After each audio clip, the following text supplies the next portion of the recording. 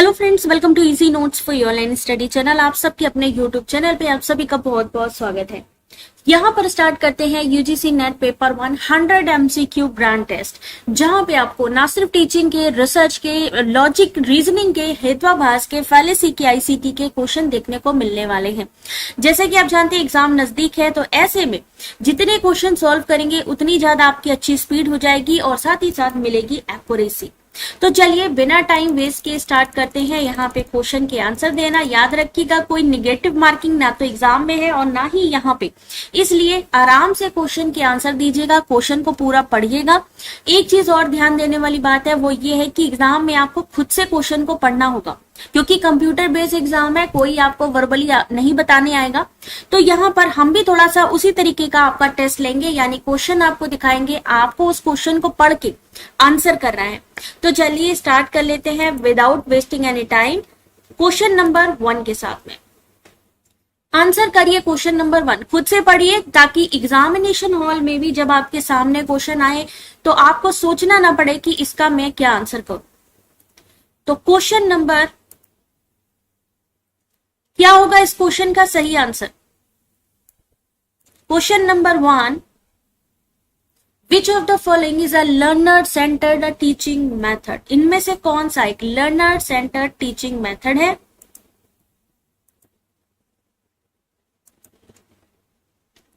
और सही आंसर है इस क्वेश्चन का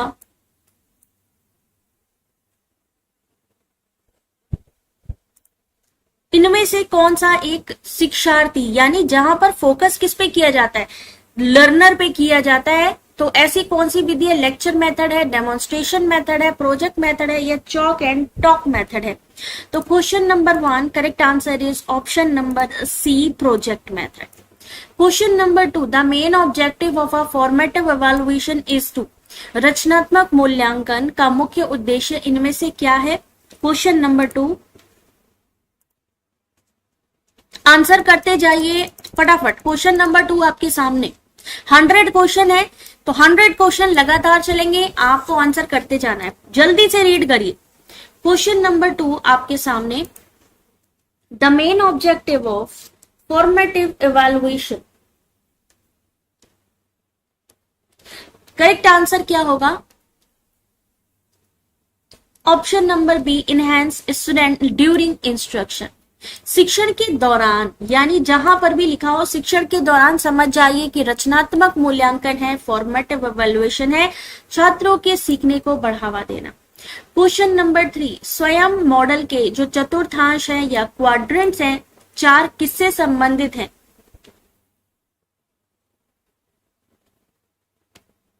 इन द स्वयं मॉडल क्वाड्रेंट 4 किससे संबंधित है? 4 के बारे में बात हो रही है।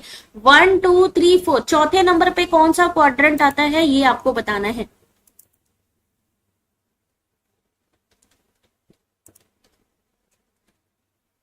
और सही आंसर है इस क्वेश्चन का क्वेश्चन नंबर 3, पहला। ऋचा ध्यान से पढ़ो बेटा। क्वेश्चन है कि जो स्वयं के 4 क्वाड्रेंट है, 4 क्वाड्रेंट्स जो हैं, जो 4 चतुर्थक है, उसमें सबसे पहले क्या आएगा? वीडियो लेक्चर आएगा। दूसरे में क्या आएगा? जो ई कंटेंट प्रोवाइड किया जाता है। तीसरे पे आएगा सेल्फ असेसमेंट टेस्ट, और लास्ट में जो क्वाड्रेंट है वो है online discussion forum for clearing doubts. पहला वीडियो लेक्चर, फिर कंटेंट प्रोवाइड करना, सेम यही चीज, video lecture, specially prepared reading material, e content, self assessment test, और लास्ट में ऑनलाइन डिस्कशन फोरम। सेम यही है, आपको अगर सीक्वेंस में भी आ जाए तो सेम ऐसा ही लिखना है। क्वेश्चन नंबर 4, शिक्षण का कौन सा स्तर, कौन सा स्मृति स्तर तथ्यात्मक जानकारी को याद रखने पर जोर देता है? Which memory level of teaching emphasise factual information retention? Question number 4, कोई बात नहीं, ध्यान से देखो क्वेश्चन को, ध्यान से देखो फिर सॉल्व करो। जहां पर भी फैक्चुअल नॉलेज आ रही है, फैक्चुअल मतलब उन्होंने कहा ए फॉर एप्पल है, तो बच्चे ने भी मान लिया ए फॉर एप्पल। उन्होंने कहा 2 2 जा 4, तो बच्चे ने भी मान लिया। मेमोरी उनकी जो होती है, अगर देखा जाए तो क्रिटिकल थिंकिंग नहीं होती है, डिपेंडेंट होते हैं वो टीचर पे, टीचर सेंटर्ड है मेमोरी लेवल, लोएस्ट लेवल है memory level. Question number 5, the concept of zone of proximal development ZPD was given by, ZPD का जो सिद्धांत है वो किसने दिया था? जीन पियाजे ने, वाइगोत्स्की ने, बीएफ स्किनर ने और जेरोम ब्रूनर ने। जेडपीडी का सिद्धांत किसने दिया था भाई? जेडपीडी का फुल फॉर्म क्या होता है? कोई बता पाएगा जेडपीडी का फुल फॉर्म? अब यही चीज है, हमारी नजर होना चाहिए। अभी मैंने जो है पहले प्रीवियस में देखा था कि सेम क्वेश्चन और आंसर वहीं पर ही अवेलेबल दिया था इन्होंने, है ना। तो हमारी नजर को इतना अच्छा रखो कि सामने अगर क्वेश्चन हो तो हम उस क्वेश्चन का आंसर कर पाए। तो जेडपीडी किसने दिया था? लेव वाइगोत्स्की ने दिया था। ठीक है, नेक्स्ट क्वेश्चन, क्वेश्चन नंबर 6, कौन सा पाठ्यक्रम मॉडल कड़ाई से व्यवहारिक उद्देश्य और पूर्व निर्धारित परिणामों पर केंद्रित है? Question number 6, Tyler model, Stenhouse model, Freire model या व्हीलर मॉडल?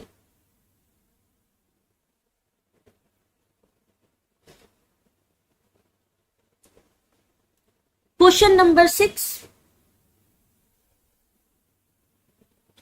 और करेक्ट आंसर है इस क्वेश्चन का option number A, Taylor model.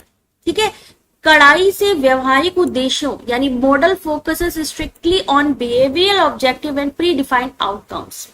Question number 7, diagnostic evaluation. गलत नहीं होना चाहिए ये क्वेश्चन। डायग्नोस्टिक, फॉर्मेटिव, प्लेसमेंट, ये सारे के सारे क्वेश्चन आंसर मैं आप लोगों को पहले भी बता चुकी हूं, तो गलती नहीं होनी चाहिए इसमें। हो गई तो कोई दिक्कत नहीं है, कोई नेगेटिव मार्किंग नहीं है इसमें, तो आंसर करते चलिए। डायग्नोस्टिक इवैल्यूएशन, जैसे डॉक्टर क्या करता है, पहले बीमारी का पता लगाता है और फिर आपका इलाज शुरू करता है। तो नैदानिक मूल्यांकन भी वही चीज है। नैदानिक मूल्यांकन में क्या होता है भाई? Diagnostic.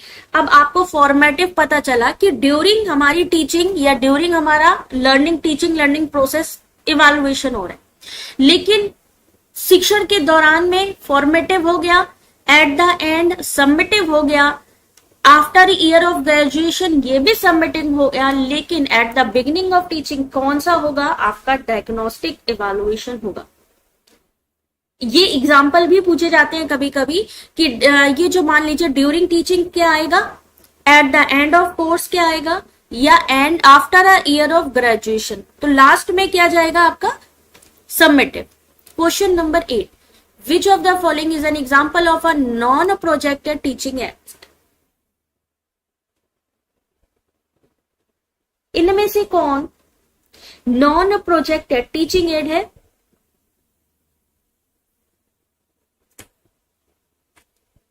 OPEC projector, एपिडियास्कोप, black board या slide projector? Question number 8,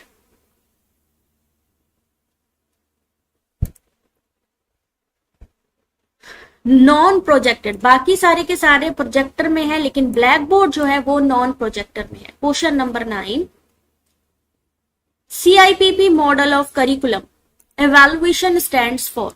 CIPP की बात करी गई है, तो CIPP का जो फुल फॉर्म है वो क्या है करिकुलम एवेल्युएशन में?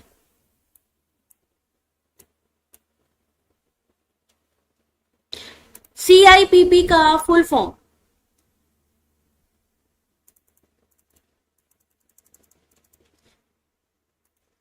Question number 9, context input process product content input plan purpose culture institution programme project control input process output. Question number 9, correct answer is option number A. याद रखिएगा, पूछा जा सकता है। संदर्भ, इनपुट, प्रक्रिया, उत्पाद। क्वेश्चन नंबर 10, सूक्ष्म शिक्षण की अवधारणा किस विश्वविद्यालय से उत्पन्न हुई? क्वेश्चन नंबर 10,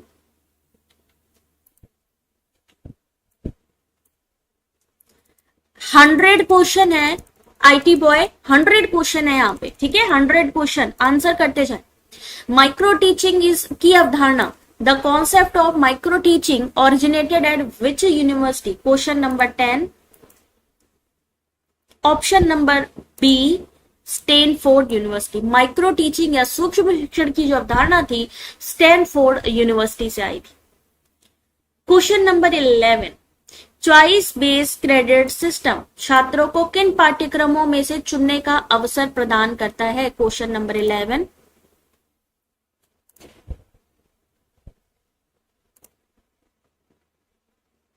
ऐसे ही सीबीसीएस के क्वेश्चन आते हैं, पढ़िए और आंसर करिए। अगर एग्जाम देना है आपको तो इन क्वेश्चन से होकर ही जाना पड़ेगा आपको। Question number 11, choice based. Choice का मतलब क्या है? आप अपनी अकॉर्डिंग। चॉइस का मतलब क्या होता है भाई? यही तो होता है कि आप अपने अकॉर्डिंग कोई भी चीज, कोई भी सब्जेक्ट को चूज कर सकते हैं। तो सही आंसर क्या होगा? कोर, इलेक्टिव, माइनर या soft skill course. Option number C, वैकल्पिक, मुख्य, लघु, सॉफ्ट स्किल पाठ्यक्रम। क्वेश्चन नंबर 12, चिंतनशील स्तर के शिक्षण की विशेषता क्या है? Question number 12।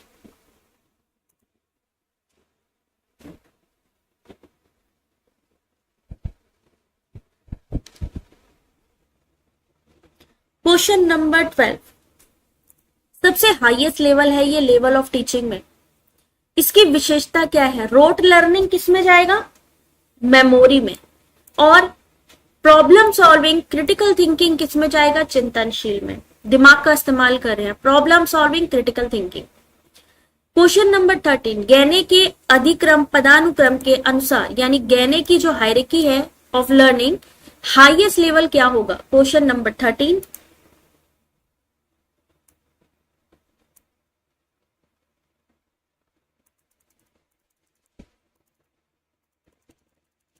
क्वेश्चन को कंप्लीटली रीड करिए, क्योंकि एग्जैक्ट आ जाता है, देन आप आराम से सॉल्व कर पाएंगे। अकॉर्डिंग टू गहने hierarchy of learning, the highest level of learning is, highest level, जैसे लेवल ऑफ टीचिंग में हमने कहा था हाईएस्ट क्या? क्रिटिकल थिंकिंग में जाता है। सेम ऐसे ही यहां पर भी प्रॉब्लम सॉल्विंग में जाएगा। सीखने का उच्चतम स्तर है समस्या समाधान, यानी जब वो अपनी प्रॉब्लम का सॉल्यूशन निकालने लगी।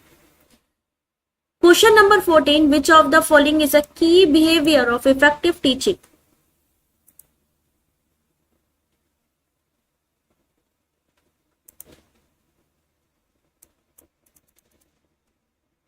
क्वेश्चन नंबर 14,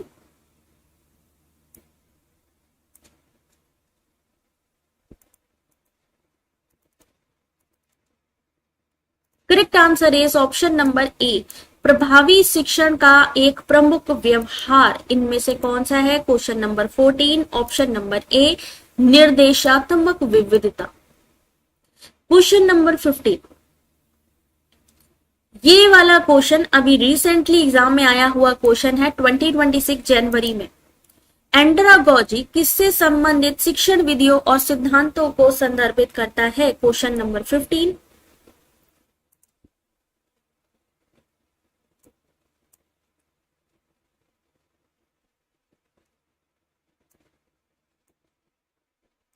ये क्वेश्चन पेपर नहीं है ये सुनीता, ये आपके एमसीक्यू है यूनिट वाइज। ये नए क्वेश्चन है जो आपके एग्जाम में पूछे जाते हैं। 50% प्रीवियस ईयर क्वेश्चन पेपर से आता है। Previous year question paper already मैंने करा रखे हैं, आप लोग प्लेलिस्ट चेक कर सकते हैं 2026 की। ये क्वेश्चन चैप्टर वाइज है आपके टीचिंग, रिसर्च, आईसीटी, फैलेसी वगैरह से। Correct answer is option number B, adults. Andragogy वयस्क से संबंधित शिक्षण विधियों से संबंधित है। वो शोध डिजाइन जिसका उद्देश्य कार्य कारण संबंध स्थापित करना है, वो क्या कहलाता है? Question number 16।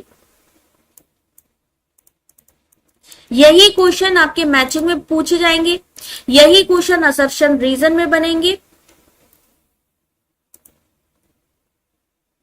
Research design that aims to establish cause and effect. Cause and effect लिखा हो, मैनुपुलेशन या हेरफेर लिखा हो, तुरंत आपने किस पे टिक करना है? बी पे, प्रायोगिक शोध, एक्सपेरिमेंटल। क्वेश्चन नंबर 17, इनमें से कौन सा नमूनाकरण या सैंपलिंग विधि गैर संभाव्यता आधारित है? Question number 17।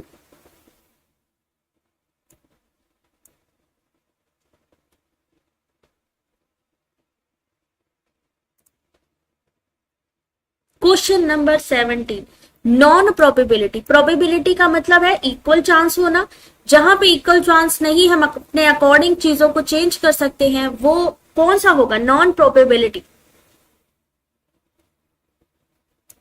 Question number 17, correct answer option number C, quota sampling.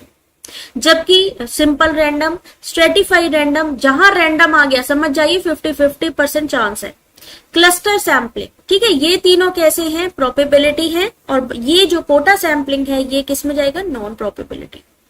Question number 18, a type 1 error occurs when the researcher, type 1 की जो त्रुटि होती है वो कब होती है,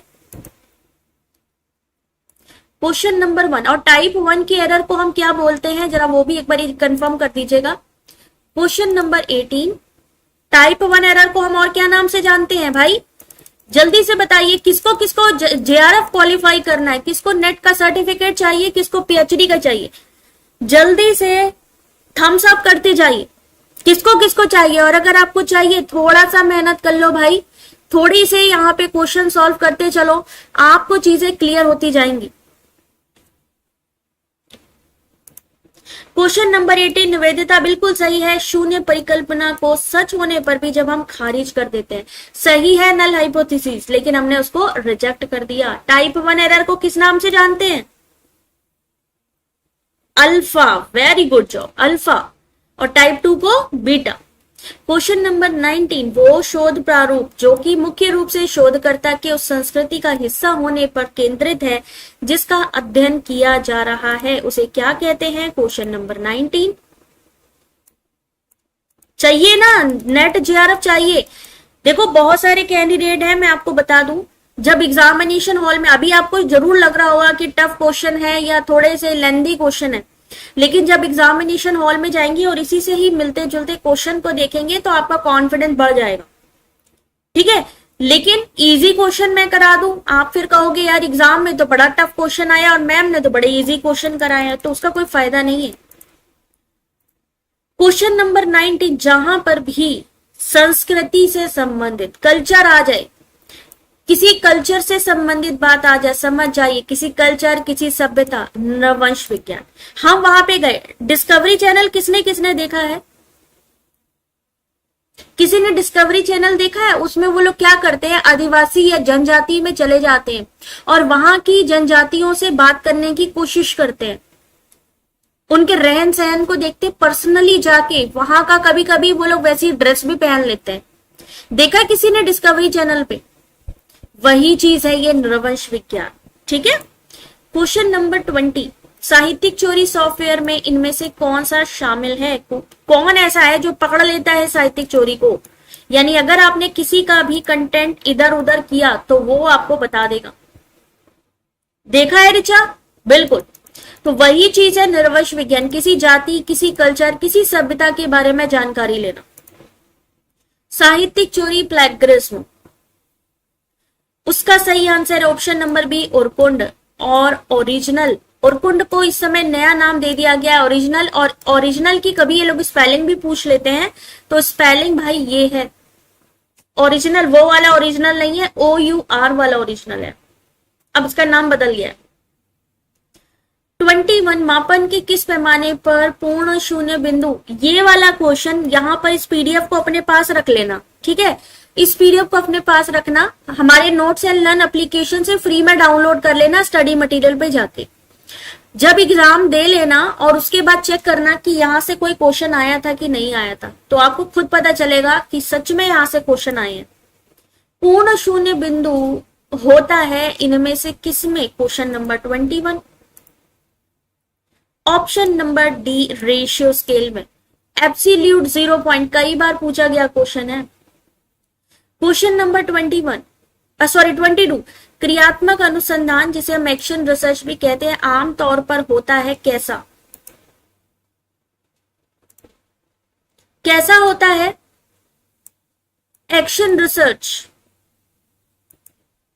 लॉन्गिट्यूडनल, लंबे समय तक चलने के लिए, अप्लाई टू ग्लोबल इशू, वैश्विक मुद्दों पर लागू, cyclic, local problem face focused, या प्योरली थ्योरेटिकल। आपको पता है आप जब सर्कल बनाते हो PAOR, कैसा होता है? P होता है प्लान, A होता है एक्ट, O फॉर ऑब्जर्व और लास्ट में PAOR रिफ्लेक्ट। तो कैसा है ये? चक्रीय है, साइक्लिक होता है इसका नेचर। कभी कभी स्टेटमेंट में इस तरीके का क्वेश्चन आता है, पहला वो पूछते हैं कि क्या एक्शन रिसर्च साइक्लिक नेचर है, चक्रीय प्रक्रिया है? तो हाँ है। उसके जो स्टेप्स है PAOR है? तो हाँ है। कौन कंडक्ट कराता है? मान लीजिए किसी स्कूल में एक्शन रिसर्च की जरूरत पड़ी, तो वहां पर कौन कंडक्ट कराएगा एक्शन रिसर्च को? तो टीचर कंडक्ट कराएगा, ठीक है। या अगर किसी हॉस्पिटल में है तो डॉक्टर कंडक्ट कराए, जो मेन वहां पर काम कर रहा होगा वही कराएगा। क्वेश्चन नंबर 23, चरों के बीच संबंध का प्रस्ताव करने वाले एक अनंतिम कथन को क्या कहा जाता है? Question number 23। यही असर्शन रीजन के क्वेश्चन बनते हैं। जैसे कि पहला पूछा जा सकता है कि इनमें से किसको कहा जाता है अनंतिम कथन या टेंटेटिव स्टेटमेंट, और दूसरा कि रिसर्च जो स्टार्ट होता है या अनुसंधान जो हम स्टार्ट करते हैं, किससे स्टार्ट करते हैं? शून्य परिकल्पना से या वैकल्पिक परिकल्पना से? यहां पर इसका सही आंसर होगा बी, हाइपोथेसिस। लेकिन रिसर्च में हम स्टार्ट करते हैं किससे? H0 से या H1 से? कोई बता सकता है? रट्टा नहीं मारना है, हमें समझना है H0 H1। H0 का क्या मतलब है? याद रखो, रट के जाओगे कोई फायदा नहीं है, समझ के जाओगे तो चाहे वो स्टेटमेंट में आए चाहे वो मैचिंग में आए आराम से कर लोगे। H0 का मतलब क्या है? परिकल्पना है, बिल्कुल सही बात है। H0 का मतलब क्या है? H1 का क्या मतलब है? जब हम रिसर्च को स्टार्ट करते हैं, ध्यान रखिएगा H0 से स्टार्ट करते हैं, जिसका मतलब है नल हाइपोथेसिस, शून्य, यानी कि कोई भी संबंध नहीं है वेरिएबल में। स्टार्टिंग में हम कहते हैं इनके बीच में कोई संबंध नहीं है, नल से शुरू करते हैं। और अगर हमारी नल हाइपोथेसिस रिजेक्ट होती है तो H1 मतलब ऑल्टरनेटिव का इस्तेमाल करते हैं, नल हाइपोथेसिस, ठीक है। तो ये समझ में आ गया। चलो आगे बढ़ते हैं। Question number 24, positivism post positivism ना आए ऐसा हो ही नहीं सकता। Positivism paradigm in research favour which approach? अनुसंधान में प्रत्यक्षवाद प्रतिमान किस दृष्टिकोण का पक्ष लेता है? मेरा पक्ष लेता है कि आपका पक्ष लेता है? किसका पक्ष लेता है? जहां पर भी आ जाए आपके सामने पॉजिटिविज्म, एक पॉजिटिविज्म होता है, एक पोस्ट पॉजिटिविज्म होता है और एक इंटरप्रेटिविज्म होता है। तीन होते हैं ना। अब पॉजिटिविज्म में कहते हैं कि भाई जो चीज हम प्रैक्टिकल करके देखेंगे, प्रैक्टिकली हम जब करके देखेंगे जैसे क्वांटिटेटिव, उसी को हम मानेंगे कि भाई ठीक है उससे हमारा रिजल्ट निकल आएगा। पॉजिटिविज्म ये कहता है हम उससे रिजल्ट निकाल लेंगे। किससे निकाल लेंगे? क्वांटिटेटिव से। हम प्रैक्टिकल करेंगे, हम एक्सपेरिमेंट करेंगे और उसका जो रिजल्ट होगा हम उसको मान लेंगे। लेकिन पोस्ट पॉजिटिविज्म जिसे हम उत्तर प्रत्यक्षवाद कहते हैं, वो कहता है नहीं, हर एक चीज को आप माप नहीं सकते, हर एक चीज का आप आंसर नहीं कर सकते। वो किस में चली जाएगी? पोस्ट पॉजिटिविज्म क्वालिटेटिव में। और इंटरप्रेटिविज्म किस में चली जाएगी? व्याख्यात्मक में, ठीक है। क्वेश्चन नंबर 25, शोधकर्ता द्वारा किए जाने वाले हेर फेर वाले जो वेरिएबल है उसको क्या कहा जाता है? ऑब्जेक्टिविटी किस में आती है निवेदिता? पॉजिटिविज्म में आती है। सब्जेक्टिविटी किस में आती है? पोस्ट पॉजिटिविज्म में आती है, इंटरप्रेटिविज्म में आती है।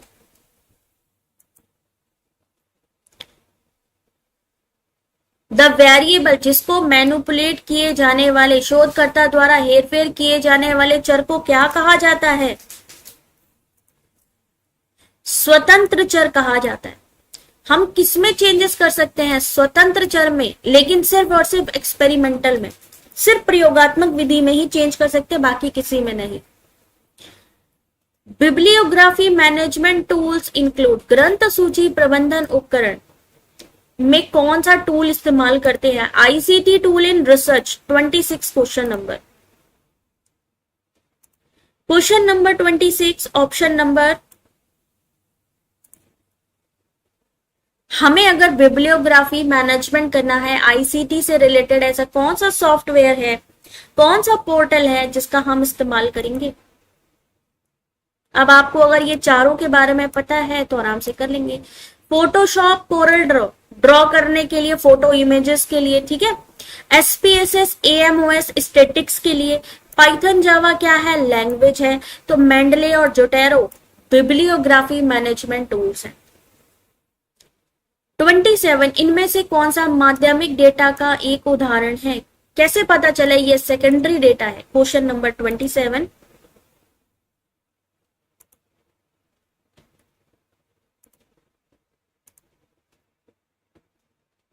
सेकेंडरी डेटा का एक उदाहरण इनमें से कौन सा है? प्रश्नावली प्रतिक्रिया, क्वेश्चनियर।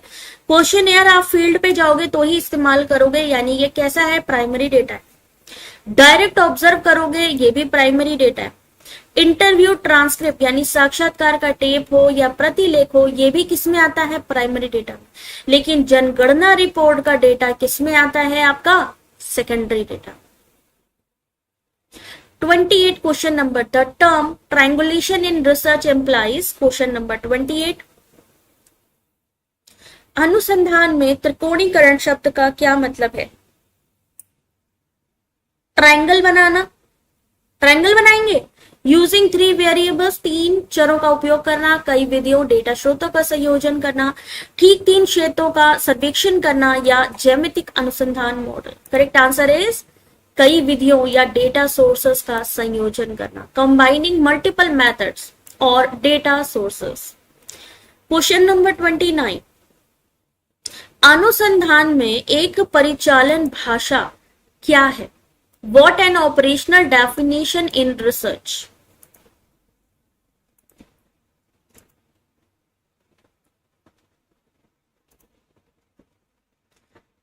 अनुसंधान में परिचालन परिभाषा, ऑपरेशनल डेफिनेशन इनमें से कौन सी है?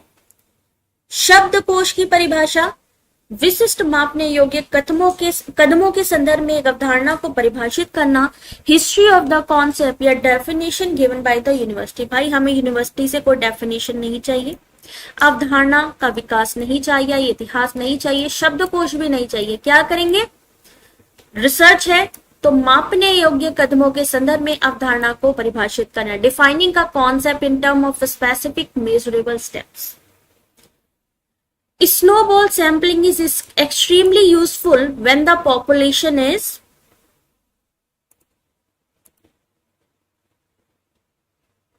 स्नोबॉल का और क्या क्या नाम है, जरा एक बारी कंफर्म कर दीजिएगा। स्नोबॉल, स्नोबॉल का क्या मतलब हुआ कि हमने क्या किया, निवेदिता से बोला बेटा ऐसा करो, आप 2 लोगों को हमारे YouTube चैनल पे जुड़वा दो या जोड़ ले, ठीक है। और फिर उनसे भी कहना कि वो लोग भी 2 लोगों को ऐड करें। हम उन लोगों को नहीं जानते हैं, ठीक है। लेकिन जब ये जो चेन है आगे बढ़ती जाएगी तो जो अननोन लोग हैं जिनके बारे में हम नहीं जानते हैं वो भी जुड़ते जाएंगे। तो रेयर और हार्ड टू रीच, दुर्लभ या कठिनता से मिलने वाले लोग भी शामिल किए जाते हैं। किसमें? स्नोबॉल में। स्नोबॉल को दूसरे किस नाम से जानते हैं? चेन सैंपलिंग के नाम से भी जानते हैं, नेटवर्किंग के नाम से भी जानते हैं। Thanks daily learning something new, ठीक है। चलिए next question, question number 31, an empirical research relies heavily on. एक अनुभवजन्य अनुसंधान अत्यधिक निर्भर करता है इनमें से किस पे? याद रखिए किसकी बात कर रहे हैं यहाँ पे, अनुभवजन्य की बात कर रहे हैं, अनुभव की। और अनुभव से रिलेटेड किस में आएगा आंसर? अनुभव से रिलेटेड याद रखिए क्वेश्चन में ही आंसर का कीवर्ड होता है, बस कीवर्ड पकड़ना है हमें। रिफरल भी कहते हैं, बिल्कुल सही। स्नोबॉल को नेटवर्किंग की भी कहते हैं, चेन भी कहते हैं और रिफरल भी कहते हैं। चलिए क्वेश्चन नंबर 31, जहां पर भी अनुभवजन्य अनुसंधान अत्यधिक निर्भर करता है ऑब्जर्वेशन पे, जो खुद से देखता है, और सत्यापन योग्य डेटा पे। Question number 32, peer review. What is the primary purpose of a peer reviewed journal article? एक सहकर्मी समीक्षित पीयर रिव्यू पत्रिका लेखक का प्राथमिक उद्देश्य इनमें से कौन सा है? पीयर रिव्यू क्या हुए? समकक्षी, यानी मान लीजिए आप क्या है, आप भी यूजीसी नेट कर रहे हैं, या मान लीजिए आप एक किसी टॉपिक पे, मान लीजिए इकोनॉमिक्स पे आपने कोई लेख लिखा, तो उसी से ही रिलेटेड, उस सब्जेक्ट से रिलेटेड ही जो आपके सहकर्मी है, जो आपके साथ काम कर रहे हैं, वो क्या करें, विशेषज्ञों द्वारा अनुसंधान की गुणवत्ता वैधता सुनिश्चित करना। पीयर रिव्यू में जो फैकल्टीज हैं, एक्सपर्ट हैं, वो चेक करते हैं quality validity of research. Question number 33, एक शोध अध्ययन जो लंबे समय तक व्यक्तियों के केवल एक ही समूह को ट्रैक करता है उसे क्या कहेंगे?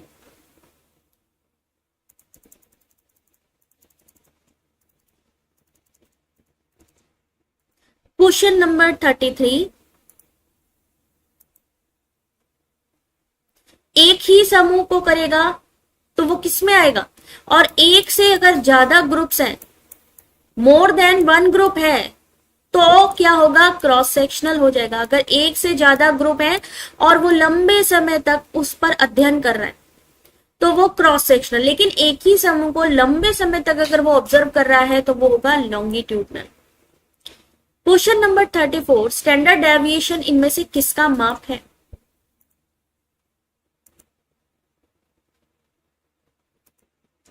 स्टैंडर्ड डेविएशन इनमें से किसका माप है? डिस्पर्जन और वेरिएबिलिटी, सेंट्रल टेंडेंसी, कोरिलेशन या स्किवनेस। इन सभी में से ही क्वेश्चन किसी का भी रिपीट हो सकता है। मीन मीडियन मोड किस में आता है? सेंट्रल टेंडेंसी में। और यहां पर स्टैंडर्ड डेविएशन, डिस्पर्जन और वेरिएबिलिटी, प्रसार या परिवर्तनशीलता। Next question is question number 35, Which of the following represent an ethical issue in research? कितने लोग क्वेश्चन को पढ़ रहे हैं? क्योंकि पढ़ लेंगे तो एग्जाम में अगर सेम क्वेश्चन आएगा आप आंसर कर पाएंगे, लेकिन अगर सिर्फ तुक्का लगाएंगे, चलिए तुक्का लगा दीजिए, कोई बात नहीं, नहीं आता, लेकिन क्वेश्चन को कम से कम पढ़िए जरूर। Which of the following represent an ethical issue in research?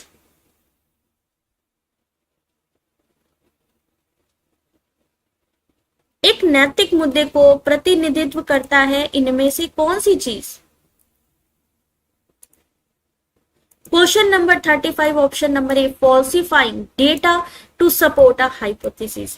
Data को गलत साबित करना, परिकल्पना को समर्थन करने के लिए, हम अपनी परिकल्पना को सही करने के लिए डेटा ही गलत कर दें, वो किस में जाएगा? फॉल्सिफाइंग में। क्वेश्चन नंबर 36, न्याय दर्शन में ज्ञान के कितने वैध स्रोतों को स्वीकार किया गया है? Question number 36।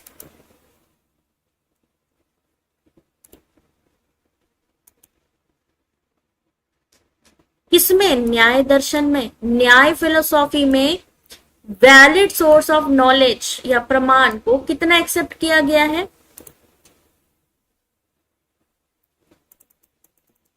4। कितने करे गए हैं? 4 माने गए। न्याय दर्शन में सिर्फ 4 को माना गया है, ठीक है। भारतीय दर्शन का ऐसा कौन सा संप्रदाय है जो शब्द प्रमाण को पूरी तरीके से खारिज करता है, रिजेक्ट करता है, एक्सेप्ट ही नहीं करता?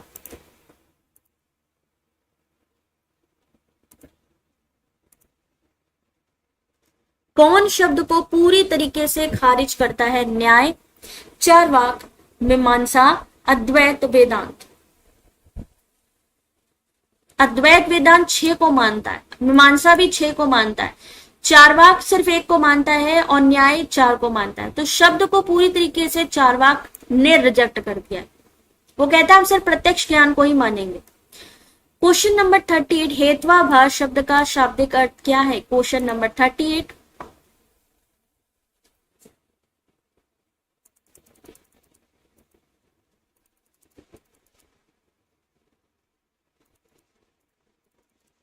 हर तरीके का पूरा मिक्स क्वेश्चन है, हर तरीके की चीजें आपको पता चल रही है कि कैसे क्वेश्चन किस यूनिट से आएंगे। हेत्वाभास का मतलब है भ्रम। हेत्वा मतलब हेतु का आभास होना। हिंदी में अगर संधि विच्छेद करोगे, हेतु का आभास होना, दोषपूर्ण कारण, फैलेसी ऑफ रीजन, यानी किसी चीज का होने का भ्रम होना जो एक्चुअली में नहीं है। क्वेश्चन नंबर 39, पहाड़ी पर अगर आग है क्योंकि वहां नीला धुआं है, इस कथन में धुआं क्या है?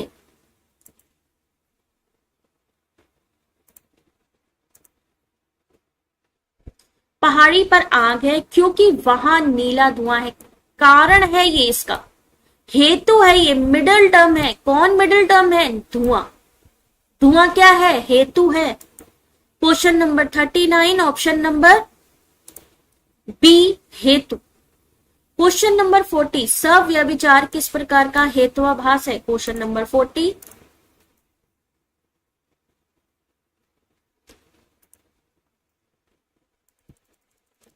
Question number 40। भाई अभी तक किसी ने लाइक नहीं किया, सिर्फ 15 लोगों ने लाइक करा है। भाई जल्दी से लाइक बढ़ा दो, 100 क्वेश्चन है और इसकी पीडीएफ भी आप सभी को मिलने वाली है, तो जल्दी से वीडियो को लाइक शेयर कर दीजिए। सव्यभिचार किस प्रकार का हेत्वाभास है? इनकॉन्स्टेंट और इरेगुलर रीजन। इसे हम अनैकांतिक भी कहते हैं, अनियमित कारण भी कहते हैं, सव्यभिचार। क्वेश्चन नंबर 41 जब कोई कारण असिद्ध या अप्रमाणित होता है तो वो किस हेत्वाभास की ओर ले जाएगा? Question number 41।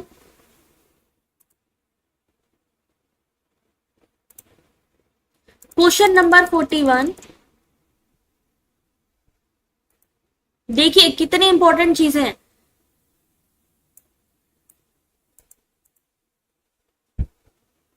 Correct answer is, कोई चीज, देखिए क्वेश्चन में ही आंसर है, कोई चीज अगर असिद्ध है, प्रूव्ड ही नहीं है, अनप्रूव्ड है, तो वो किस में जाएगी? असिद्ध में।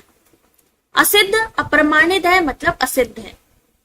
42 क्वेश्चन नंबर वह हेत्वाभास जब मध्य पद यानी हेतु का किसी अन्य मजबूत ज्ञान स्रोत जैसे कि प्रत्यक्ष द्वारा खंडन किया जाता है, हेतु का किसी मजबूत ज्ञान स्रोत से खंडन किया जाता है, तो उसे क्या कहेंगे? Question number 42। हेतु को क्या कहते हैं? Middle term. मिडिल टर्म को खंडित किया जा रहा हो किसी अन्य मजबूत स्ट्रॉन्गर सोर्स ऑफ नॉलेज से, बी बधिर। क्वेश्चन नंबर 43 न्याय अनुमान वाक्य में पहाड़ी पर अगर आग है तो कौन सा चरण है? कितने प्रिपोजिशन होते हैं? जल्दी से एक बार कंफर्म करिएगा, प्रिपोजिशन कितने होते हैं? एग्जाम में पूछे जाते हैं प्रिपोजिशन कितने होते हैं और टर्म्स कितने होते हैं।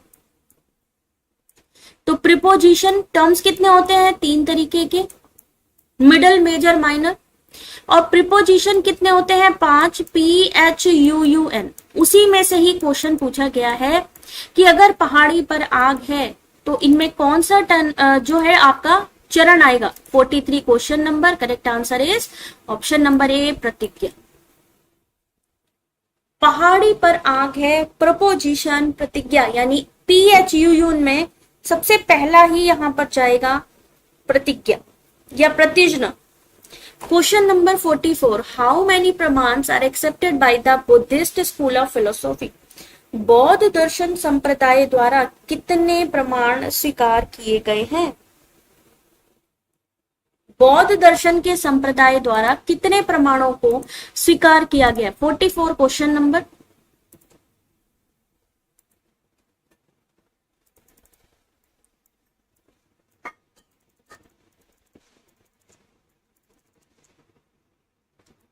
Correct answer is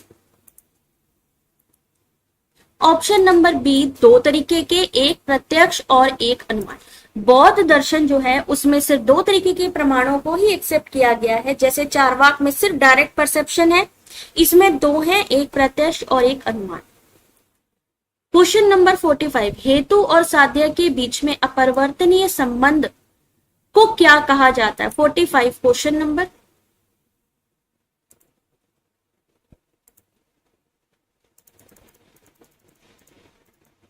question number 45 हेतु और साध्य के बीच में जो अपरिवर्तनीय संबंध है उसे हम क्या कहेंगे? व्याप्ति। हेतु और साध्य के बीच में होती है व्याप्ति। अगर आग है तो धुआं भी होगा। अग्नि ठंडी है क्योंकि यह एक द्रव्य है, इनमें से कौन सा हेत्वाभास है? 46 क्वेश्चन नंबर।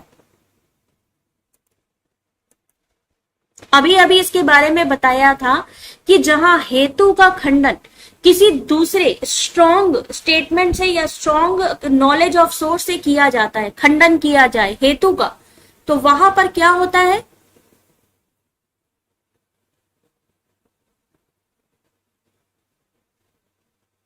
अग्नि ठंडी है क्योंकि यह एक द्रव्य है। Question number 46, option number B बदित, हेतु का खंडन किया जा रहा है। ठीक है, किसी मजबूत सोर्स के साथ यहाँ पे अग्नि ठंडी है, लेकिन अग्नि ठंडी तो होती नहीं है क्योंकि एक द्रव्य है, गलत है। इसमें कौन सा हेत्वाभास है, बदित। क्वेश्चन नंबर 47, इनमें से किस प्रमाण का अनुवाद तुलना या सादृश्य के रूप में किया जाता है। 47 क्वेश्चन नंबर।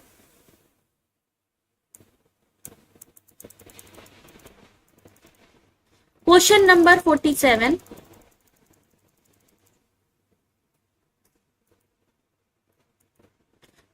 तुलना और सादृश्य मतलब उपमान। याद रखिएगा, उपमा का उपमा जैसे पढ़ा था ना हिंदी में, अगर आपने हिंदी पढ़ी हुई है तो उपमा कहा जाता था किसी की तुलना से रिलेट, तो उपमान भी यहाँ पर तुलना सादृश्य के रूप में है, यानी option number B. Question number 48, postulation और डेरिवेशन, पॉस्टुलेशन या derivation from circumstances is called which प्रमाण। क्वेश्चन नंबर 48, यानी कोई चीज सर्कमस्टांसेस के थ्रू, यानी ऐसी परिस्थिति बन गई है कि हमें सच्चाई पता नहीं है कि एक्चुअली में वो चीज हुई है या नहीं, हमें नहीं पता, हम अनुमान लगा रहे हैं। जैसे कि मान लीजिए नागेश्वरी है, क्लास में नहीं आती है, लेकिन नागेश्वरी के मार्क्स बहुत अच्छे आते हैं। इसका मतलब है कि हो सकता है नागेश्वरी लाइव क्लास में ना आके रिकॉर्डेड क्लासेस देखती होगी और उसकी वजह से उसके अच्छे मार्क्स आ रहे हैं। यानी हमें एक्चुअली में नहीं पता है कि नागेश्वरी के मार्क्स क्यों आ रहे हैं। हो सकता है वो रिकॉर्डेड क्लासेस देखती हो सकता है सेल्फ स्टडी करती हो सकता है वो कहीं और से पढ़ती है। तो हमने क्या किया, एक कल्पना, एक अनुमान लगाया, तो वो किस में जाएगा, पोस्टुलेशन में। परिस्थिति से अनुमान लगाना या कल्पना करना, अर्थापत्ति। Question number 49, the school of Purva Mimamsa accept how many प्रमाण्स। पूर्व मीमांसा में कितने तरीके के प्रमाणों को एक्सेप्ट किया जाता है, यानी वैलिड सोर्स ऑफ नॉलेज माना जाता है कि हाँ भाई इनसे जो हमें ज्ञान मिलेगा वो सही है। पूर्व मीमांसा 49 question number.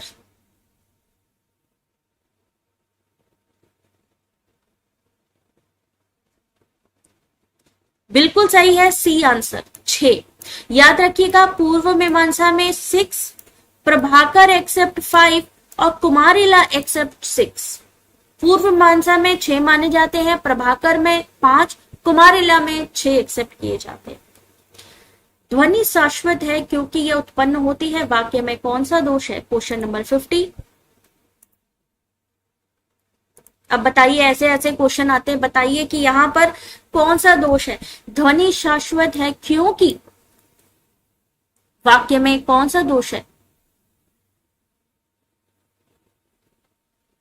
Sound is eternal because it is produced. Question number 50, option number आपने कहा है बी, बिल्कुल सही है, विरुद्ध। विरुद्ध, produce thing are non eternal.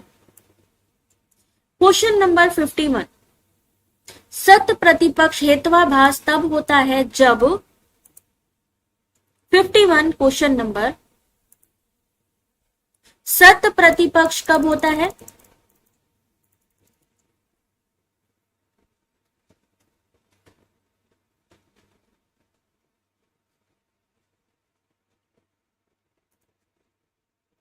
मध्य पद असिद्ध हो तो असिद्ध हो गया।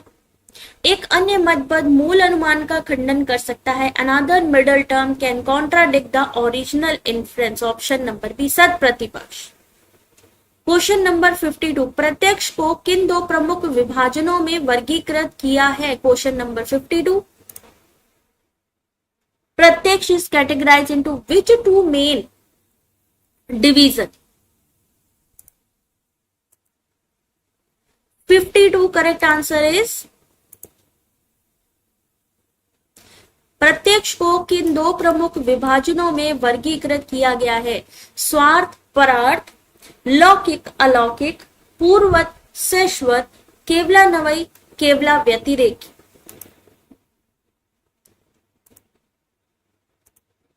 52 का क्वेश्चन का सही आंसर है ऑप्शन नंबर बी, लौकिक अलौकिक। प्रत्यक्ष में दो तरीके की चीज आती है, एक लौकिक जो सामाजिक है और एक अलौकिक जो सबसे परे है। इन दोनों को ही मेन कैटेगराइज किया गया है। ठीक है, अगला क्वेश्चन है, कारण से कार्य का अनुमान लगाना क्या कहलाता है?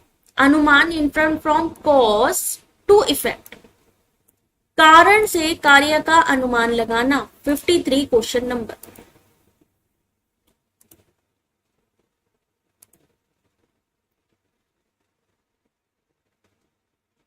कॉज टू इफेक्ट, जैसे हमने बादलों को आते देखा और हमने कहा कि पहले भी जब बादल आए थे तो बारिश हुई थी, तो क्या होगा? पूर्ववत। कारण से कार्य का अनुमान लगाना पूर्ववत में आता है। किसी वस्तु के ना होने का ज्ञान किस प्रमाण द्वारा प्राप्त होता है? Question number 54।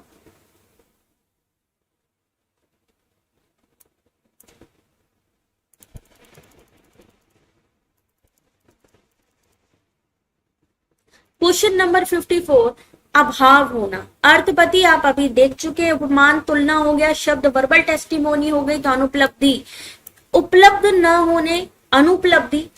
क्वेश्चन नंबर 55, असिद्ध हेत्वाभास को कितने उप प्रकारों में विभाजित किया गया है? असिद्ध को कितने उप प्रकारों में डिवाइड किया गया है? Question number 55।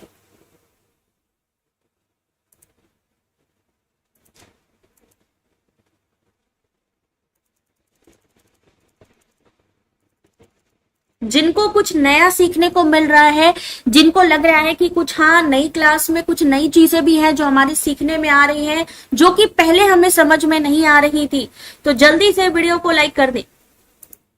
सही आंसर है 3। असिद्ध हेत्वाभास के 3 सब डिवीजन है, सब टाइप्स हैं। एक है आश्रय सिद्ध, स्वरूप सिद्ध और व्याप्त सिद्ध। याद रहेगा ना असिद्ध के 3 टाइप्स? पहला आश्रय सिद्ध, दूसरा स्वरूप सिद्ध, तीसरा व्याप्त सिद्ध।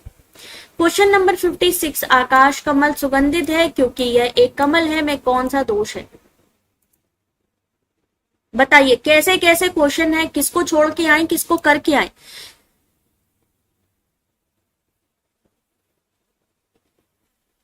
Thank you, daily learning something new. Nivedita, Richa, आकाश कमल सुगंधित है। अब ये बताइए क्या आकाश कमल होता है कोई? सबसे पहले तो ये बताइए आकाश कमल होता है क्या कोई? नहीं होता। इसलिए आश्रय सिद्ध, उसका आश्रय लिया जा रहा है। किसका? आकाश कमल का, लेकिन वो तो है ही नहीं, तो वो किस में आएगा? आश्रय सिद्ध। Sky lotus does not exist, उसका आश्रय लिया जा रहा है अपने कथन को कहने के लिए, जबकि वो तो होता ही नहीं आकाश कमल। तो आश्रय सिद्ध एग्जाम में आए, कभी कभी सेम टू सेम चीजें आ जाती हैं, तो याद रखिएगा आश्रय सिद्ध। न्याय अनुमान में लघु पद को क्या कहा जाता है? Question number 57। Question number 57,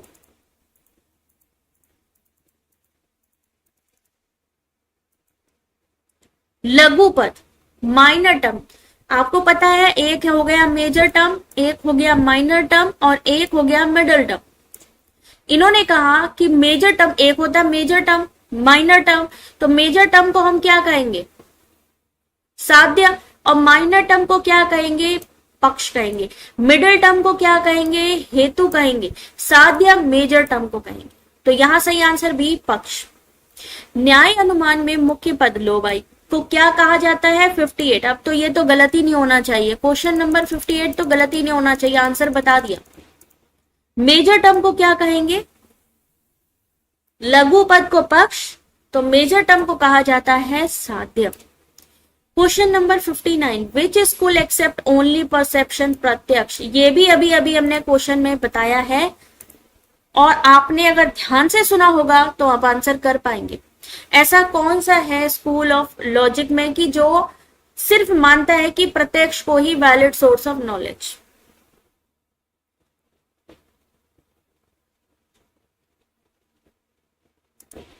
question number 59 option number B Charvaka. याद रखिएगा ये क्वेश्चन कई बार रिपीट हुआ है।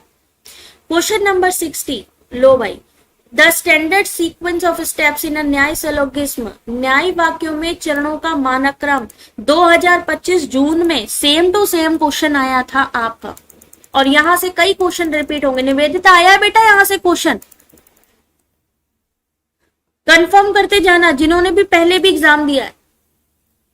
सही आंसर बताइए।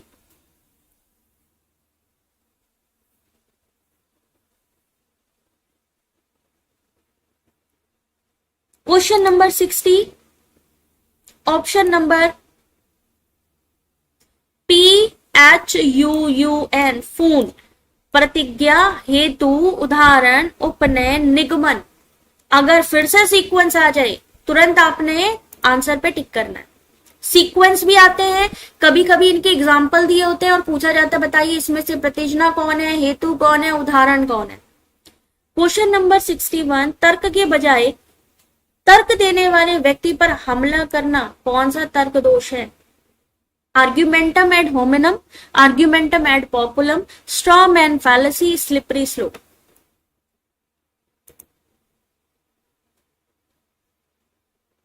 जिन्होंने भी बिल्कुल भी तैयारी नहीं करी है पेपर 1 की, वन लाइनर क्वेश्चंस अवेलेबल है हमारे नोट्स एंड लर्न पर, आप लोग डायरेक्टली ले सकते हैं वहां से और पूरी तैयारी कर सकते हैं। पूरे आपको वन लाइनर क्वेश्चंस मिल जाएंगे, हर एक यूनिट के अलग अलग, टीचिंग के अलग, रीजनिंग के अलग, आपके फालसी के अलग। सही answer add hominem. Add hominem में क्या होता है? तर्क के बजाय तर्क देने वाले व्यक्ति पर ही हमला करना। क्वेश्चन नंबर 62, यह तर्क देना कि कोई दावा सिर्फ इसलिए सही है क्योंकि बहुत सारे लोग इस पर विश्वास करते हैं, तो ये किस तरीके का दोष है?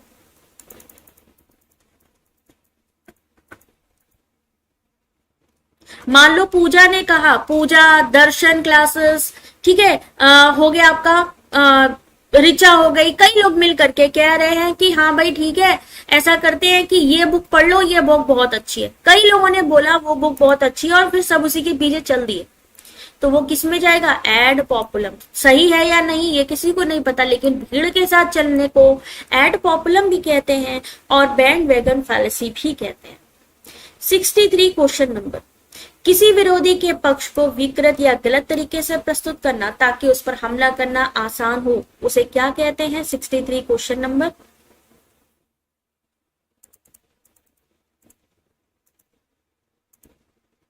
Question number 63, distorting or misrepresenting an opponent position to make it easier to attack it, straw man fallacy। Question number 64, बहुत छोटे नमूने के आधार पर एक व्यापक निष्कर्ष निकालना क्या कहलाता है? Slippery slope, hasty generalisation, circular reasoning या false dilemma.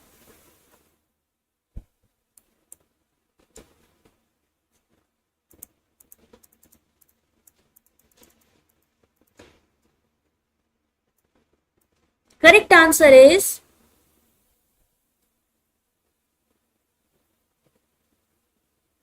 Geetanjali Das. Question number बेटा 64 क्या होगा सही answer? Option number B, hasty generalisation, अति सामान्यकरण। हमारे पास और भी सोर्सेस हो सकते थे और भी हम सैंपल ले सकते थे, लेकिन हमने बहुत छोटे से ही निकाल लिया निष्कर्ष। हमने मैम की 1 क्लास 2 क्लास देखी और हमने पूरा एक निष्कर्ष निकाल लिया कि अरे उनकी क्लास तो बेकार है। अरे कैसे पता चलेगा? जब तक आप उनकी पूरी क्लासेस, मान लीजिए एक नहीं कम से कम 10 क्लासेस देखो तब पता चलेगा। तो छोटे नमूने के आधार पर एक व्यापक निष्कर्ष निकालना।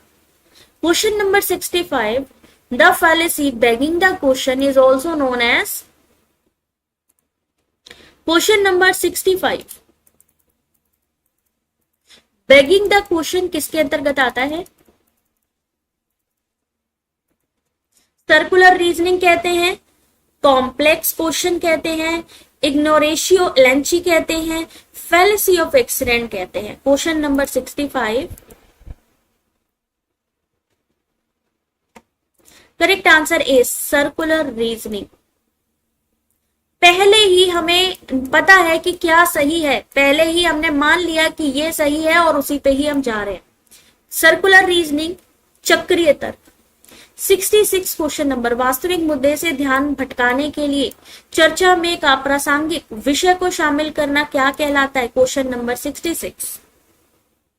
जैसे कि मैंने आपसे पूछा कि बताइए यूजीसी नेट में, ठीक है, यूजीसी नेट में आपको क्या क्या समझ में आ रहा है, कौन सी यूनिट, मतलब बात चल रही है एजुकेशन से रिलेटेड, अचानक किसी ने कह दिया अरे मैम वो छोड़िए, ये बताइए नीट का एग्जाम कैसे हुआ, नीट के एग्जाम में कोई चीटिंग तो नहीं हुई, मतलब मुद्दे से ही ध्यान अटका दिया कि आपको उस चीज का आंसर ना करना पड़े, तो क्या जाएगा? Red herring.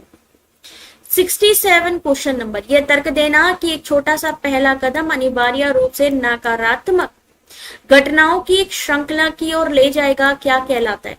Arguing that a small first step will inevitably lead to a chain of negative events is called 67 question number. Thank you Richa. 67 option number, बहुत आसान है क्वेश्चन। अब इन्होंने कहा कि एक छोटा सा स्टेप, मैंने सोचा यार आज मैं ऐसा करती हूँ 100 क्वेश्चन करवाऊंगी, तो जो कैंडिडेट होंगे ना वो नेक्स्ट टाइम कहेंगे कि मैम 100 नहीं 200 करवाओ। हो सकता है फिर आगे जाकर के वो मुझसे कहे कि मैम ऐसा करिए 200 नहीं 1000 करवाइए, ऐसा किसी ने कहा नहीं है, लेकिन हम ओवर थिंक कर रहे हैं। ओवर थिंकिंग को किसमें लेकर आएंगे? स्लिपरी स्लोप पर।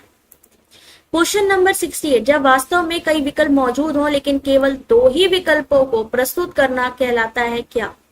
हमारे पास और भी मल्टीपल चॉइसेस हैं, लेकिन हमने सिर्फ 2 चुना है कि आपको ये चीज पसंद है, यस या नो।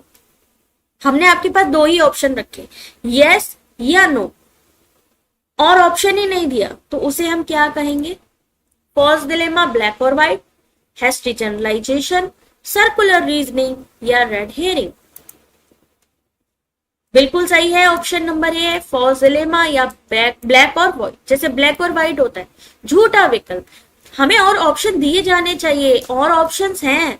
आपने मुझे सिर्फ ये कहा कि बताओ यस और नो, ये कौन सी बात है? 69 क्वेश्चन नंबर, गुमराह करने के लिए एक ही तर्क में 2 या अधिक अर्थों वाले शब्द का उपयोग करना क्या कहलाता है? 69 क्वेश्चन नंबर। क्वेश्चन नंबर 69,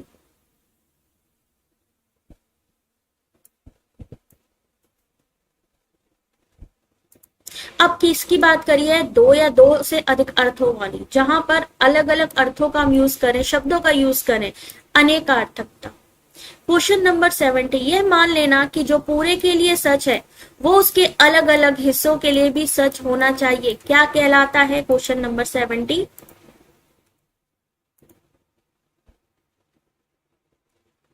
वो मान लेना कि जो पूरे के लिए सही है, अमेरिका में सफेद लोग ही रहते हैं, अमेरिका में केवल गोरे लोग ही रहते हैं, उसके आधार पे उन्होंने यही डिसाइड कर दिया कि उसके अलावा जो है बाकी सारे काले हैं। ऐसा नहीं है भाई, गोरे लोग इंडिया में भी हैं और जगह में भी है, सिर्फ वही नहीं है।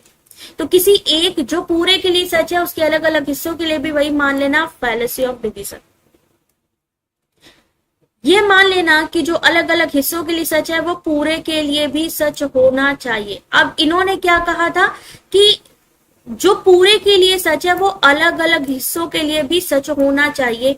अब यहाँ पे थोड़ा सा डिफरेंस कर दिया, इन्होंने कहा अलग अलग हिस्सों के लिए सच है वो पूरे के लिए भी सच होना चाहिए। क्वेश्चन नंबर 71, उसमें था फैलेसी ऑफ डिवीजन, इसमें क्या होगा? Fallacy of composition. जो अलग अलग हिस्सों के लिए सही है वो पूरे के लिए भी सही होना चाहिए, उसे हम कहेंगे fallacy of composition. Question number 72, किसी तर्क का समर्थन करने के लिए अयोग्य प्राधिकारी से आग्रह करना क्या कहलाता है? Question number 72, thank you, stay motivated and inspirational. Question number 72, an appeal to an unqualified authority to support an argument is known as। जैसे कि अब अक्षय कुमार हार्पिक का ऐड कर रहे हैं या शाहरुख खान हार्पिक का ऐड करना है, ठीक है। क्या वो हार्पिक खुद से यूज करते हैं? नहीं यूज करते। क्या वो खुद खुद जाते हैं टॉयलेट साफ करने? नहीं जाते। उनको पता भी नहीं है कि हार्पिक में कौन कौन सी चीजों को मिक्स करके वो बनाया गया है, क्या क्या एक्चुअल में उसका यूज है, नहीं पता उनको, क्योंकि वो उस फील्ड के है ही नहीं।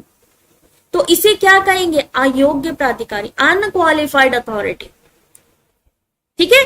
जो उस फील्ड का ना हो उसको उस जगह पे ले आना क्या कहलाएगा? Question number 72, option number A, argumentum ad वर्निकुलम, अयोग्य प्राधिकारी अग्र। 73 क्वेश्चन नंबर, किसी को निष्कर्ष स्वीकार करने के लिए बल या नुकसान की धमकी का उपयोग करना, या तो आप ये करिए या तो ये करिए, धमकी दे दी गई, अब क्या करेंगे हम? 73 का सही आंसर ऑप्शन नंबर, धमकी से अपनी बात को प्रूफ कराना क्या कहलाएगा? एड बैकुलम। या तो एड बैकुलम एंटीए लिखेगा या अपील टू फोर्स लिखेगा, दोनों का मतलब सेम है। एड बैकुलम या बल का आग्रह। क्वेश्चन नंबर 74, यह तर्क देना कि कोई दावा सिर्फ इसलिए सच है क्योंकि उसे गलत साबित नहीं किया गया। क्वेश्चन नंबर 74, सारी फैलेसी क्लियर हो रही है। 100 क्वेश्चन हम लोग सॉल्व कर रहे हैं, कल भी सॉल्व करेंगे, तो वीडियो में जुड़े रहिएगा, क्योंकि टेलीग्राम इस समय वर्क नहीं कर रहा है प्रॉपर। तो आप लोग सारी की सारी नोटिफिकेशन ले सकते हैं डायरेक्टली यूट्यूब या फिर हमारे व्हाट्सएप चैनल के थ्रू भी। वीडियो के डिस्क्रिप्शन पे लिंक है, साथ ही होम सेक्शन पे जाएंगे, वहां पर भी सोशल मीडिया लिंक मिल जाएगी। तो कोई दावा सिर्फ इसलिए सही है, arguing that a claim is true simply because it has not proven false. भूत है, हमने वो मान लिया क्योंकि अभी तक ये साबित नहीं है कि वो नहीं है, तो क्या होगा? अज्ञानता का आग्रह, argumentum ad ignorantiam. 75 question number, post hoc ergo propter hoc relates to, किस प्रकार के तर्क दोष से संबंधित है? Question number 75। हाँ, डीआई एंड मैथ्स, कल मैं डीआई कराने वाली हूं आप लोगों को, ठीक है। जो हमारे 2026 में क्वेश्चन पेपर आए हैं, थोड़ा सा आप लोगों ने ध्यान देना इस चीज पे। कल दोपहर में मेरी क्लास होगी, हो सकता है 12 से 1 बजे के बीच में हो। डीआई के क्वेश्चन में सॉल्व करवाऊंगी जो अभी रिसेंट क्वेश्चन पेपर में आए हैं, ठीक है। चलिए अगला क्वेश्चन देखिए, post hoc ergo propter hoc किससे संबंधित है? 75 question number, option number A, false cause fallacy, झूठा कारण दोष। 76 एनपीटीएल का फुल फॉर्म, बहुत आसान है भाई, आंसर कर लो। एनपीटीएल का फुल फॉर्म क्या होता है?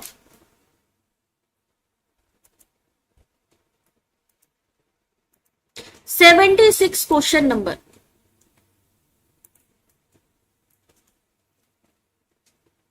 Option number A, national programme on technology enhance learning.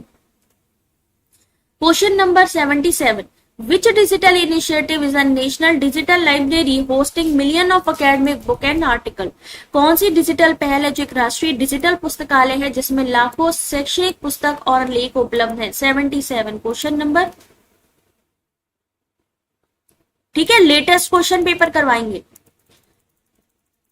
Question number 77, भाई पुस्तकालय है, लाइब्रेरी है, digital, national digital library of India, NDLI. स्वयं प्रभा के अंतर्गत कितने डीटीएच चैनल शामिल हैं? हायर एजुकेशन के क्वेश्चन गलत नहीं होने चाहिए। कल दोपहर में क्लास हो सकती है, आप लोगों से रिक्वेस्ट है बेल नोटिफिकेशन में ऑल नोटिफिकेशन पे टिक कर दीजिएगा, या फिर हमारे अभी यूट्यूब चैनल के होम सेक्शन पे जाइएगा, वहां पे लिंक्स अवेलेबल है। व्हाट्सएप चैनल पे चले जाइएगा, क्योंकि व्हाट्सएप चैनल के थ्रू भी हम आपको सारी इंफॉर्मेशन प्रोवाइड करते रहेंगे। डीटीएच चैनल शामिल है कितने? 40। पहले कितने थे? 32, 34, अब 40 से ज्यादा चैनल हो चुके हैं। क्वेश्चन नंबर 79, शोध गंगा भारतीय इलेक्ट्रॉनिक किसके लिए एक डिजिटल रेपोजिटरी है? क्वेश्चन नंबर 79,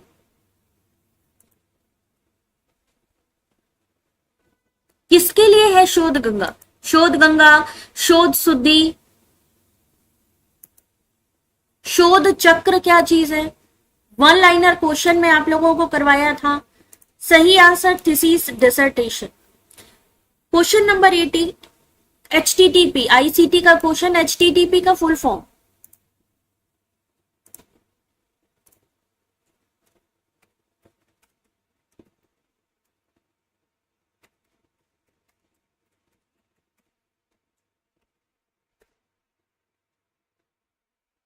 HTTP का full form hyper text transfer protocol. Question number 81, इनमें से कौन सी एक वोलाटाइल मेमोरी है? Question number 81।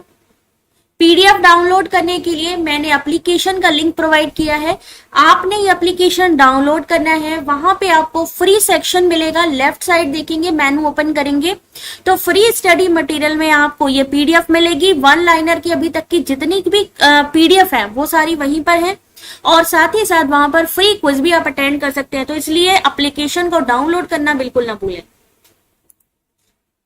वोलाटाइल मेमोरी इनमें से कौन सी है? यानी लाइट चली गई तो उसकी भी बत्ती चली गई, मतलब कि डेटा चला गया, RAM. The national sorry NAD का फुल फॉर्म बताइए। मैं आंसर ही बताने वाली थी। Question number 82। Question number 82,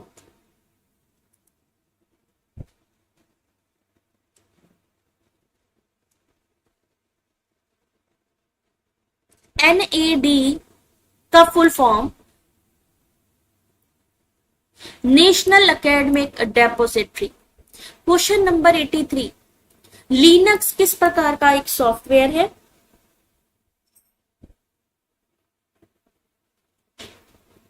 Linux, ये वाला क्वेश्चन कई बार आया हुआ है। लिनक्स सॉफ्टवेयर किस तरीके का सॉफ्टवेयर है? प्रोप्राइटरी, ओपन सोर्स, शेयरवेयर या application software? Question number 83,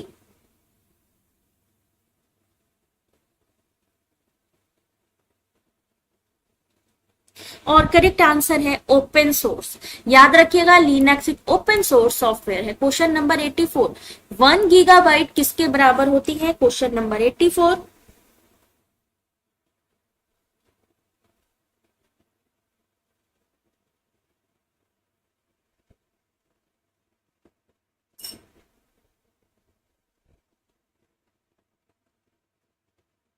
question number 84 और सही आंसर है ऑप्शन नंबर बी। 84 का option number B 1024 megabytes.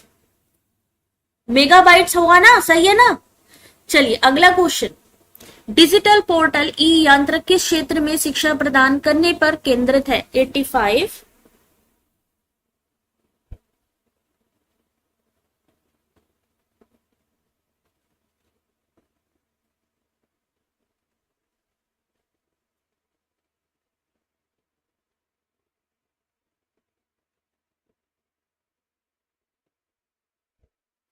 Digital portal e यंत्र किस क्षेत्र में शिक्षा प्रदान करने पर केंद्रित है? तो ई यंत्र रोबोटिक्स एंड एम्बेडेड सिस्टम।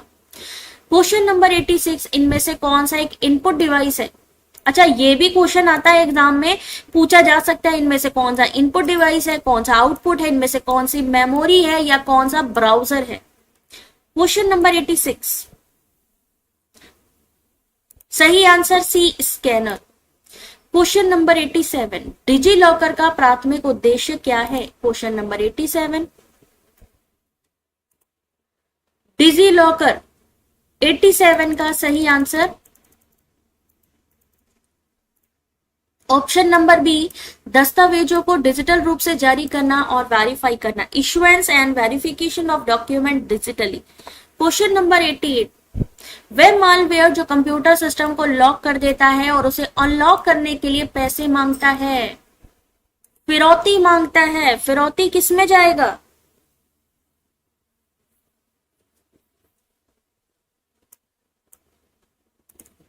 फिरौती को क्या कहते हैं? रैंसम कहते हैं, तो रैंसमवेयर। क्वेश्चन नंबर 89, फौजी परियोजना किसके उपयोग को बढ़ावा देती है? Question number 89। कितने क्वेश्चन हो गए हैं? सोचिए, 1 घंटे में हमारे 60 मिनट्स हुए हैं, उनमें 89 क्वेश्चन पे है, तो स्पीड आप खुद सोच सकते हैं कि कितने मिनट में कितने क्वेश्चन करे हैं। 1 घंटा 8 मिनट हुआ है और उसमें हमारे 80 प्लस क्वेश्चन सॉल्व हो चुके हैं, 90 क्वेश्चन पे आ चुके हैं। तो स्पीड देखिए कितनी अच्छी है, कंटेंट देखिए, free and open source software in education. Question number 90, email भेजने के लिए सार्वभौमिक रूप से किस संचार प्रोटोकॉल का उपयोग किया जाता है? भेजने के लिए, याद रखिएगा, भेजने के लिए। क्वेश्चन नंबर 90, इतनी स्पीड में आप क्वेश्चन सॉल्व कर रहे हैं, आप खुद सोचिए। एफटीपी, एसएमटीपी, पीओपी का फुल फॉर्म, आईएमएपी का फुल फॉर्म, ये सब बताया था। अगर नहीं पता है, नए हैं आप, पहले नहीं देखा, कोई दिक्कत नहीं है। वन लाइनर क्वेश्चन ऑलरेडी आप देख सकते हैं, पीडीएफ अवेलेबल है हमारे एप्लीकेशन पे। अगर आपको वीडियो देखना है तो वो भी प्लेलिस्ट में मिल जाएगा वन लाइनर का। तो सही answer simple mail transfer, transfer कर रहे हैं, भेज रहे हैं एसएमटीपी।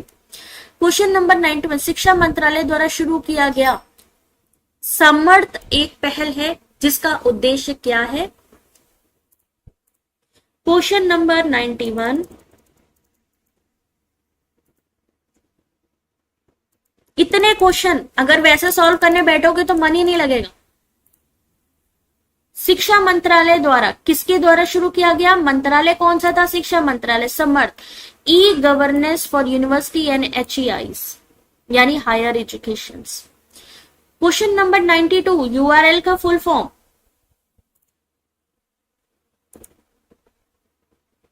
कल भी होंगे 100 क्वेश्चन, ठीक है, तैयार रहिएगा।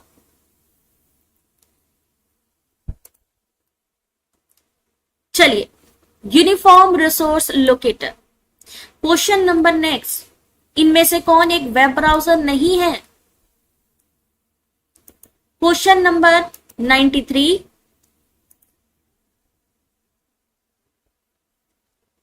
इनमें से कौन एक वेब ब्राउजर नहीं है? Google Chrome, Mozilla Firefox, Hadoop या एप्पल सफारी? सी, हडूप। क्वेश्चन नंबर 94, विद्वान is a database of. Digital initiative भी हमने कवर कर लिया, हायर एजुकेशन कवर किया, आईसीटी कवर किया, टीचिंग रिसर्च कंप्लीट किया, करिकुलम हम लोगों ने फिनिश किया, कम्युनिकेशन कंप्लीट किया। विद्वान परियोजना किससे संबंधित है? तो scientist and research expert faculties का database. Question number 95, phishing is a type of cyber attack that involves. Phishing में क्या होता है भाई? फिशिंग यानी मछली पकड़ना, वो आपको भी पकड़ने की कोशिश करते हैं, आपका सेंसिटिव डेटा लेने की कोशिश करते हैं। तो 95 का सही आंसर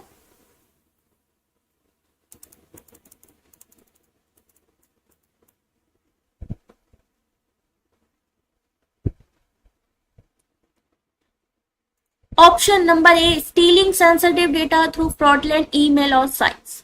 96, ईपीजी पाठशाला किसके लिए उच्च गुणवत्ता वाली सामग्री प्रदान करता है? देखो इसी में ही क्वेश्चन में ही आंसर है, थोड़ा सा दिमाग लगाइएगा। क्वेश्चन नंबर 96,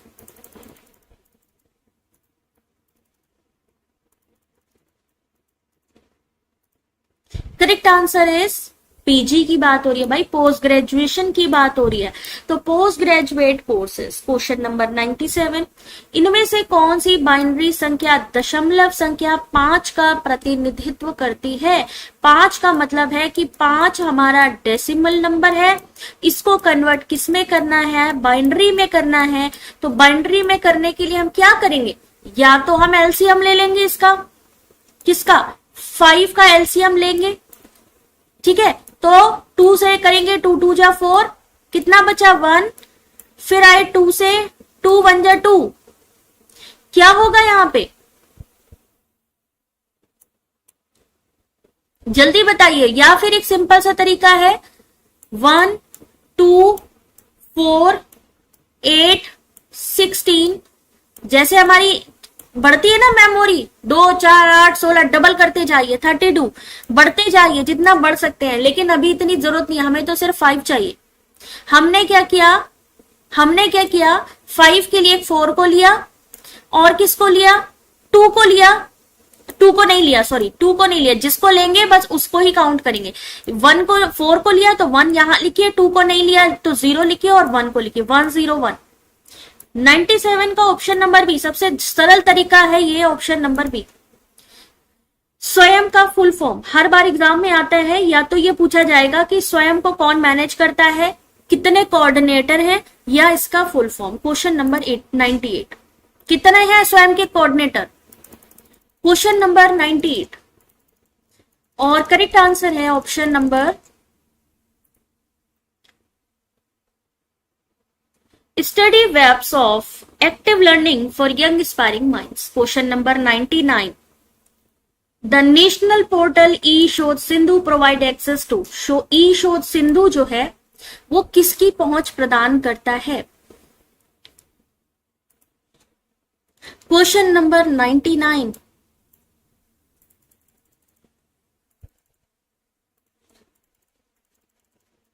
क्वेश्चन नंबर 99, ये पीडीएफ अवेलेबल है हमारे एप्लीकेशन के फ्री स्टडी मटेरियल में। अभी मैं बोल दे रही हूँ फ्री स्टडी मटेरियल में है, लेफ्ट साइड में मेनू ओपन होगा फ्री स्टडी मटेरियल का, क्विज के साथ में ही फ्री क्विज भी है और फ्री स्टडी मटेरियल मिलेगा वहां से। सही आंसर है peer review general and E resources, क्योंकि अभी टेलीग्राम काम नहीं कर रहा है तो वहां से आप इसको डाउनलोड कर सकते हैं। सहकर्मी समीक्षित यानी पत्रिकाओं और ई संसाधन, ई शोध सिंधु, ई जनरल और ई रिसोर्सेज अवेलेबल है। एक आईपी एड्रेस स्टैंड फॉर, एक आईपी एड्रेस का तात्पर्य इनमें से क्या है या इसका फुल फॉर्म क्या है, question number 100।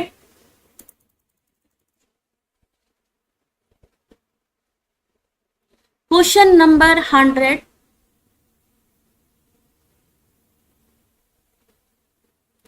Correct answer is option number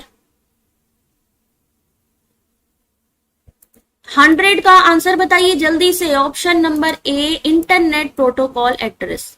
internet protocol address इस क्वेश्चन का सही आंसर है। तो कितने क्वेश्चन हो गए हैं भाई, झूठ तो नहीं बोल रहे थे ना, 100 क्वेश्चन की बात करी है। पूनम, निर्मल, प्रियंका जल्दी से बताइए, ज्योति, वानीलाल, ध्रुवे, सही है ना, 100 क्वेश्चन बोले, 100 क्वेश्चन आपको प्रोवाइड किए गए हैं। इसकी पीडीएफ जैसा कि मैंने कहा आपको हमारे नोट्स एंड लर्न एप्लीकेशन से मिल जाएगी। एप्लीकेशन को आपने डाउनलोड कर लेना है। Thank you Richa and thank you everyone, आपने अच्छे से पार्टिसिपेट किया। कल फिर होगी 100 क्वेश्चन की मैराथन और साथ ही साथ प्रीवियस ईयर क्वेश्चन पेपर से लेकर आएंगे डीआई के क्वेश्चन, और डीआई के क्वेश्चन इतने आसानी से सॉल्व करेंगे भाई, एकदम हलवे टाइप में आप क्वेश्चन को सॉल्व करोगे, बिल्कुल डर नहीं लगेगा। ठीक है, मिलेंगे आपसे नेक्स्ट वीडियो में, तब तक अपना ध्यान रखिए, take care, God bless you all.